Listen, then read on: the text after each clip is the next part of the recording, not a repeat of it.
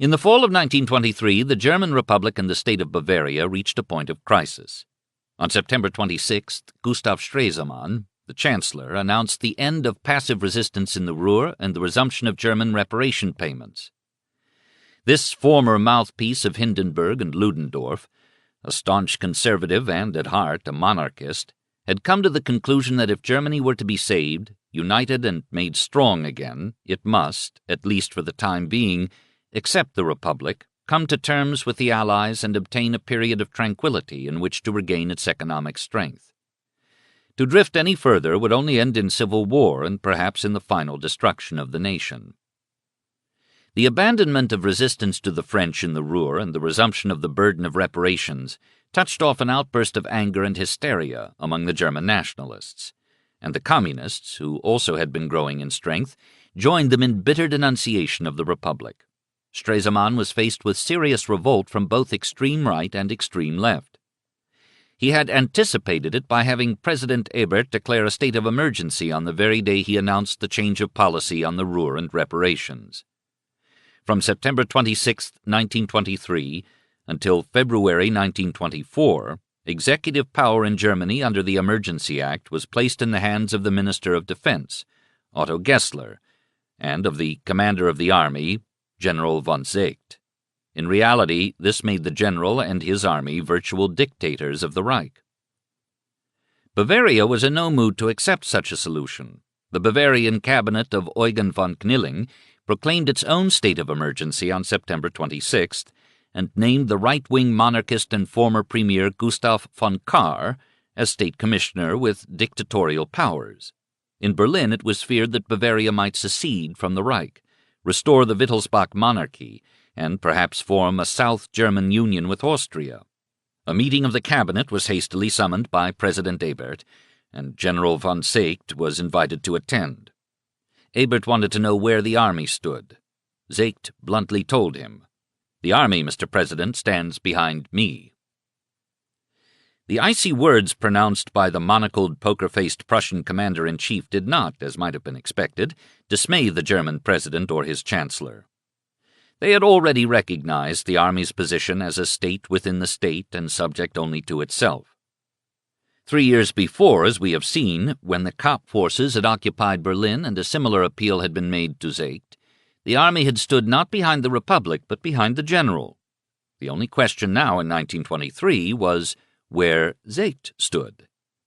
Fortunately for the Republic, he now chose to stand behind it, not because he believed in Republican democratic principles, but because he saw that for the moment the support of the existing regime was necessary for the preservation of the army, itself threatened by revolt in Bavaria and in the north, and for saving Germany from a disastrous civil war.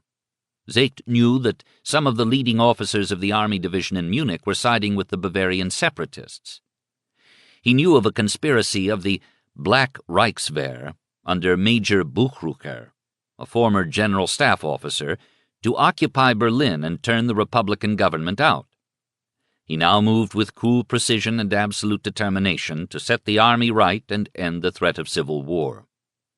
On the night of September 30th, 1923, Black Reichswehr troops under the command of Major Buchrucker seized 3 forts to the east of Berlin. Seeckt ordered regular forces to besiege them, and after 2 days Buchrucker surrendered. He was tried for high treason and actually sentenced to 10 years of fortress detention.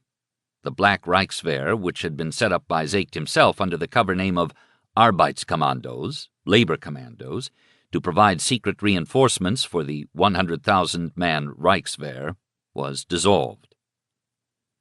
The Black Reichswehr troops, numbering roughly 20,000, were stationed on the eastern frontier to help guard it against the Poles in the turbulent days of 1920-23. The illicit organization became notorious for its revival of the horrors of the medieval Femmegerichte, secret courts, which dealt arbitrary death sentences against Germans who revealed the activities of the Black Reichswehr to the Allied Control Commission. Several of these brutal murders reached the courts. At one trial, the German defense minister, Otto Gessler, who had succeeded Noske, denied any knowledge of the organization and insisted that it did not exist.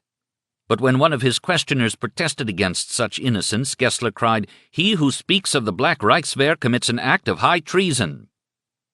Seeckt next turned his attention to the threats of communist uprisings in Saxony, Thuringia, Hamburg, and the Ruhr. In suppressing the left, the loyalty of the army could be taken for granted. In Saxony, the socialist-communist government was arrested by the local Reichswehr commander, and a Reich commissioner appointed to rule. In Hamburg and in the other areas, the communists were quickly and severely squelched. It now seemed to Berlin that the relatively easy suppression of the Bolshevists had robbed the conspirators in Bavaria of the pretext that they were really acting to save the Republic from communism, and that they would now recognize the authority of the national government. But it did not turn out that way. Bavaria remained defiant of Berlin. It was now under the dictatorial control of a triumvirate. Kahr, the state commissioner, General Otto von Lossow, commander of the Reichswehr in Bavaria, and Colonel Hans von Seisser, the head of the state police. Kahr refused to recognize that President Ebert's proclamation of a state of emergency in Germany had any application in Bavaria. He declined to carry out any orders from Berlin. When the national government demanded the suppression of Hitler's newspaper, the Völkischer Beobachter, because of its vitriolic attacks on the Republic in general and on Seeckt, Stresemann, and Gessler in particular, Kahr contemptuously refused. A second order from Berlin to arrest 3 notorious leaders of some of the armed bands in Bavaria, Captain Heiss, Captain Erhardt, the hero of the Putsch, and Lieutenant Rosbach, a friend of Röhm, was also ignored by Kahr. Seeckt, his patience strained, ordered General von Lossow to suppress the Nazi newspaper and arrest the 3 Free Corps men. The general, himself a Bavarian and a confused and weak officer, who had been taken in by Hitler's eloquence and Kahr's persuasiveness, hesitated to obey. On October 24th, Seeckt sacked him and appointed General Kress von Kressenstein in his place. Kahr, however, would not take this kind of dictation from Berlin. He declared that Lossow would retain the command of the Reichswehr in Bavaria, and defying not only Seeckt but the Constitution, forced the officers and the men of the army to take a special oath of allegiance to the Bavarian government. This, to Berlin, was not only political but military rebellion, and General von Seeckt was now determined to put down both. He issued a plain warning to the Bavarian triumvirate and to Hitler and the armed leagues that any rebellion on their part would be opposed by force. But for the Nazi leader it was too late to draw back. His rabid followers were demanding action. Lieutenant Wilhelm Brückner, one of his SA commanders, urged him to strike at once. "The day is coming," he warned, "when I won't be able to hold the men back. If nothing happens now, they'll run away from us." Hitler realized, too, that if Stresemann gained much more time and began to succeed in his endeavor to restore tranquility in the country, his own opportunity would be lost. He pleaded with Kahr and Lossow to march on Berlin before Berlin marched on Munich, and his suspicion grew that either the triumvirate was losing heart or that it was planning a separatist coup without him for the purpose of detaching Bavaria from the Reich. To this, Hitler, with his fanatical ideas for a strong, nationalist, unified Reich, was unalterably opposed. Kahr, Lossow, and Seisser were beginning to lose heart after Seeckt's warning. They were not interested in a futile gesture that might destroy them. On November 6th, they informed the Kampfbund, of which Hitler was the leading political figure, that they would not be hurried into precipitate action, and that they alone would decide when and how to act. This was a signal to Hitler that he must seize the initiative himself. He did not possess the backing to carry out a putsch alone. He would have to have the support of the Bavarian state, the army, and the police. This was a lesson he had learned in his beggarly Vienna days. Somehow, he would have to put Kahr, Lossow, and Seisser in a position where they would have to act with him, and from which there would be no turning back. Boldness, even recklessness, was called for, and that Hitler now proved he had. He decided to kidnap the triumvirate and force them to use their power at his bidding. The idea had first been proposed to Hitler by 2 refugees from Russia, Rosenberg and Scheubner Richter. The latter, who had ennobled himself with his wife's name and called himself Max Erwin von Scheubner Richter, was a dubious character who, like Rosenberg, had spent most of his life in the Russian Baltic provinces, and after the war made his way with other refugees from the Soviet Union to Munich, where he joined the Nazi Party and became one of Hitler's close confidants. On November 4th, Germany's Memorial Day, Totengedenktag, would be observed by a military parade in the heart of Munich, and it had been announced in the press that not only the popular Crown Prince Ruprecht, but Kahr, Lossow, and Seisser would take the salute of the troops from a stand in a narrow street leading from the Feldherrnhalle. Scheubner, Richter, and Rosenberg proposed to Hitler that a few hundred stormtroopers, transported by trucks, should converge on the little street before the parading troops arrived and seal it off with machine guns. Hitler would then mount the tribune, proclaim the revolution, and at pistol point prevail upon the notables to join it and help him lead it. The plan appealed to Hitler, and he enthusiastically endorsed it.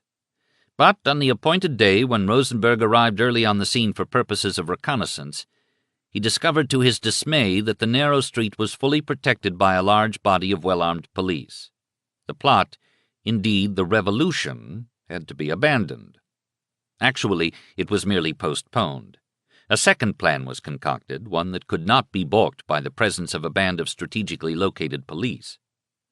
On the night of November 10th to 11th, the SA and the other armed bands of the Kampfbund would be concentrated on the Fruitmanninger Heath, just north of Munich, and on the morning of the 11th, the anniversary of the hated, shameful armistice, would march into the city, seize strategic points, proclaim the national revolution, and present the hesitant Kahr, Lossow, and Seisser with a fait accompli. At this point, a not very important public announcement induced Hitler to drop that plan and improvise a new one.